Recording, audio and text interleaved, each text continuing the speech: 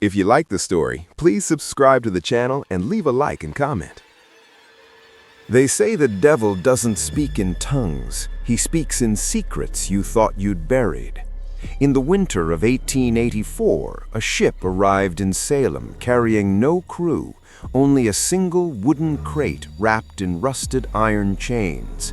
Inside was not gold nor spices, but a man from the Sundarbans who had forgotten how to die.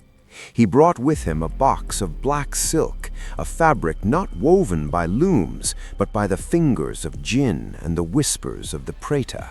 If you touch the thread, you see the truth. If you wear it, you become the doorway.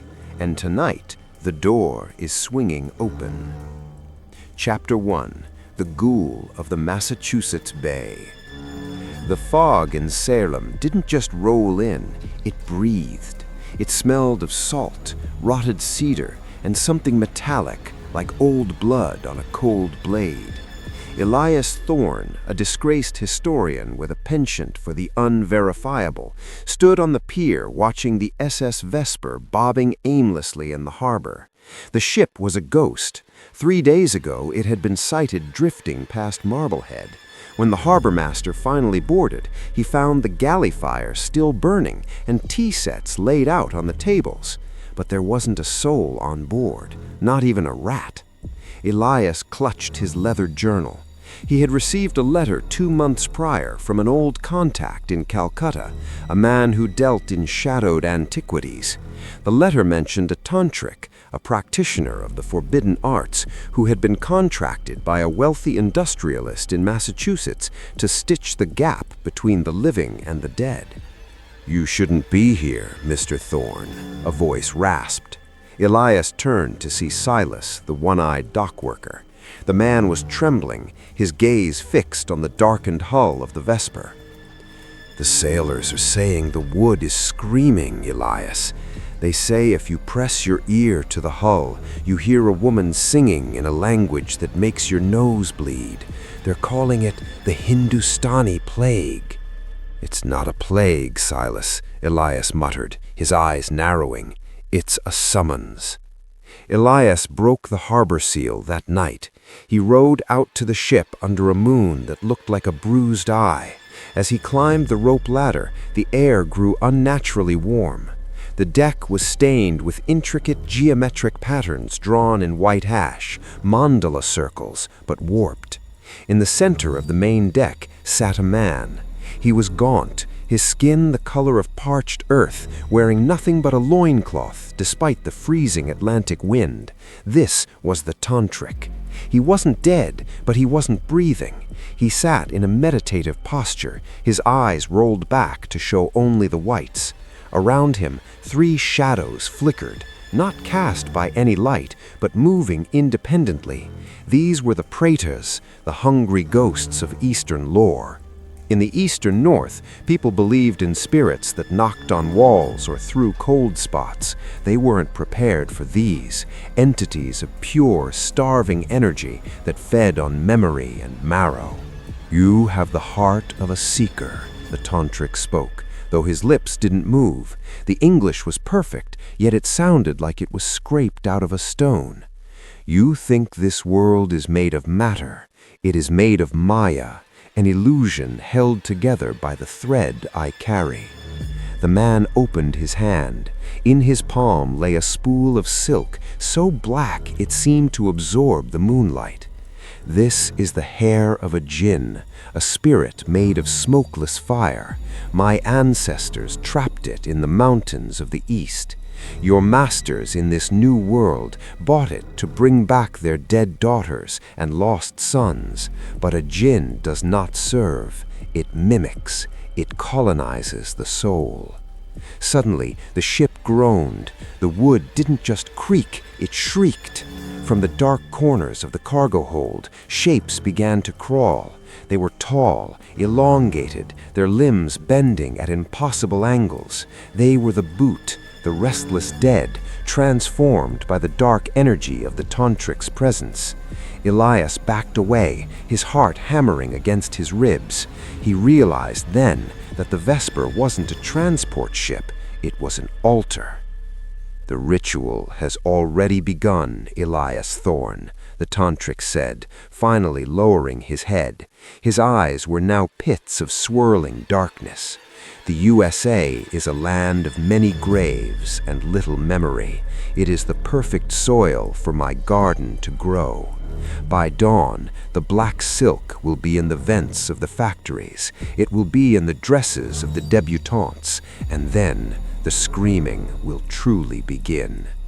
Elias lunged for the spool, but a cold, invisible force slammed him against the mast. The air filled with jasmine and decay. As he slipped into unconsciousness, he saw the first of the shadows leap from the ship's railing, gliding silently toward the sleeping streets of Salem. The east had come to the west, and it hadn't come for peace. It had come to feed. The morning after the Vesper drifted into the harbor, Salem did not wake up to a revolution of blood, but to a revolution of beauty. By noon, the wooden crate Elias had seen, the one wrapped in rusted chains, had been moved. It didn't go to a museum or a police lockup.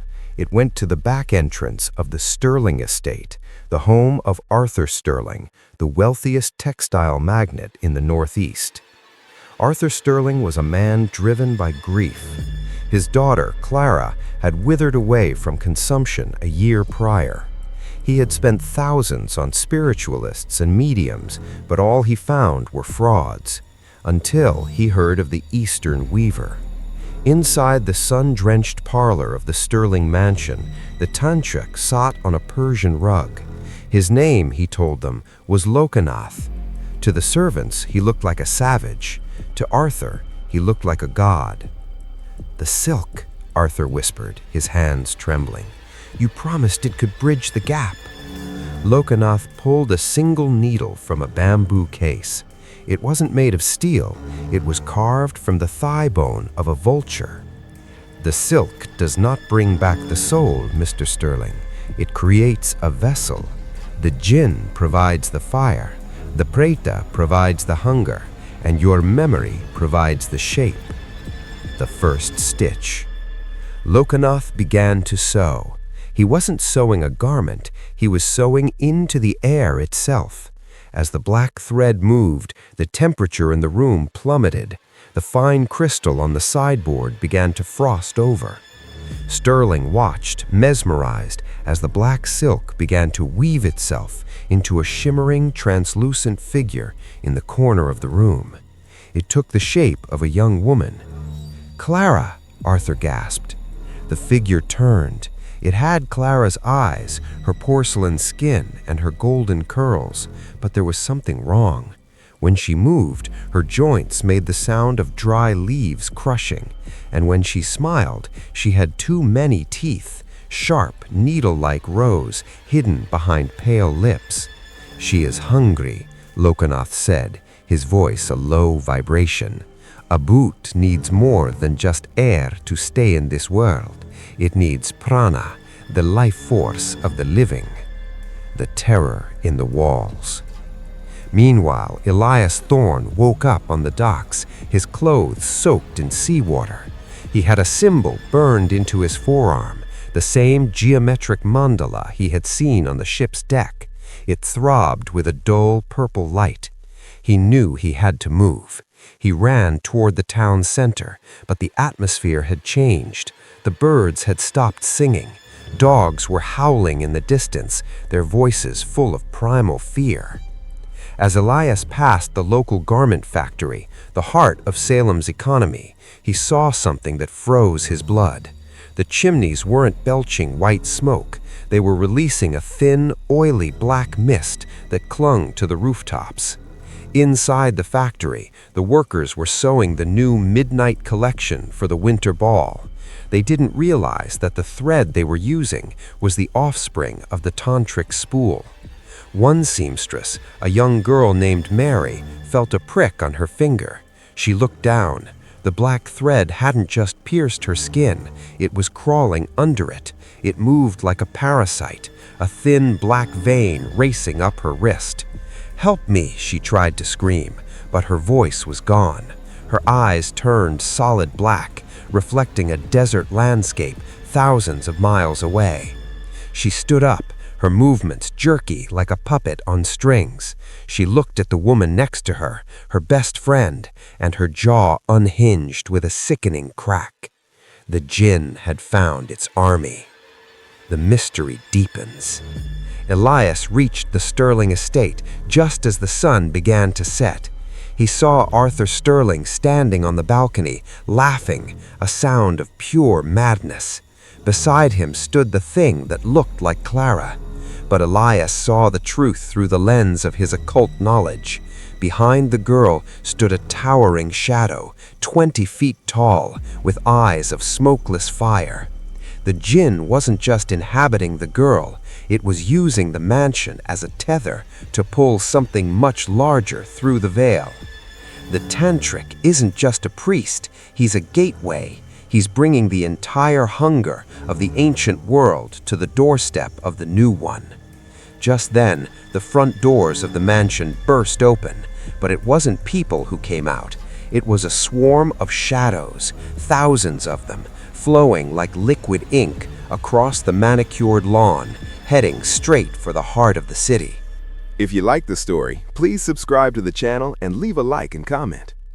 Chapter 3: The Gala of the Damned. The night of the Salem Winter Ball arrived with a coldness that felt personal. The Sterling estate was a cathedral of light, glowing with thousands of gas lamps that flickered nervously. The cream of American society, senators, bankers, and their wives arrived in carriages, their breath hitching in the frigid air. They had all come for one thing: the midnight silk. Arthur Sterling had distributed the fabric as gifts to the most influential families. As the guests stepped into the ballroom, the sight was breathtaking. The women were draped in gowns of a black so deep it seemed to drink the light of the chandeliers. The fabric didn't just hang, it pulsed. It shimmered with an iridescent oil-slick sheen that changed color from bruised purple to sickly green as they moved. The hidden geometry. Among the crowd, Elias Thorne moved like a ghost. He had stolen a tuxedo and used charcoal to hide the glowing mandala on his arm.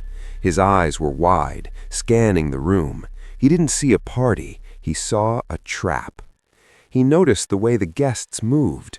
They weren't dancing to the waltz, they were swaying in a synchronized rhythm that matched the low, guttural chanting he could hear vibrating through the floorboards. "Look at their necks, Elias," whispered a voice behind him. Elias spun around. It was Father O'Malley, a man known for cleansing houses that the church officially ignored. The priest looked terrified. He pointed a trembling finger at a senator's wife. Underneath the high collar of her black silk dress, thin black threads, like spider legs, were gently caressing her throat. They weren't part of the dress. They were growing out of the fabric and into her skin. "It's a prana siphon," Elias whispered, his blood turning to ice. "The Tantrik isn't just killing them. He's using the silk to turn the entire American elite into a living battery." The descent into the deep. While the music played above, the real horror was unfolding in the cellar. Lokanath, the Tantrik, sat in a circle of human salt. In front of him was a massive, ancient loom made of blackened bone. This was the loom of the Preta. He was no longer sewing with his hands, he was singing.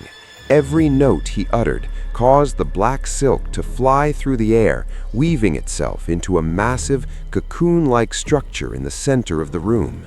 Inside the cocoon, a shape was forming. It wasn't human, it was the Djinn of the smokeless fire, a primordial entity that had been trapped in the dark folds of history.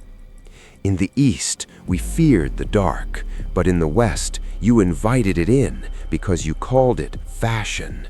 You gave it a throne and called it progress." He reached into a jar and pulled out a handful of shonet, consecrated blood, and threw it into the loom. The machinery of the house, the pipes, the gears, the clocks, all began to scream in unison.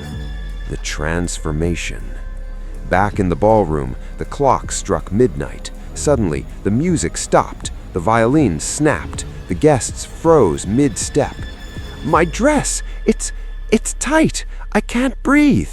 The black silk gowns began to contract. The fabric tightened around their waists and necks with the strength of iron bands. The shimmering threads began to glow with a dark, necrotic light. Then came the sound of tearing, not of fabric, but of flesh.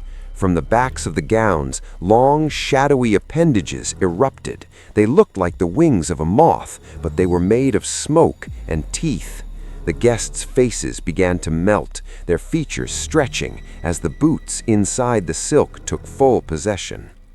"The harvest has begun," Arthur Sterling shouted from the staircase, his own eyes now glowing with a terrifying golden fire. Beside him, the Clara thing unhinged its jaw, revealing a void that smelled of a 1,000-year-old grave. Elias pulled a silver dagger from his coat, etched with Sanskrit protection spells. "Father," he shouted to O'Malley, "we can't save their souls. We have to burn the loom." But as they turned toward the cellar door, the shadows on the wall detached themselves.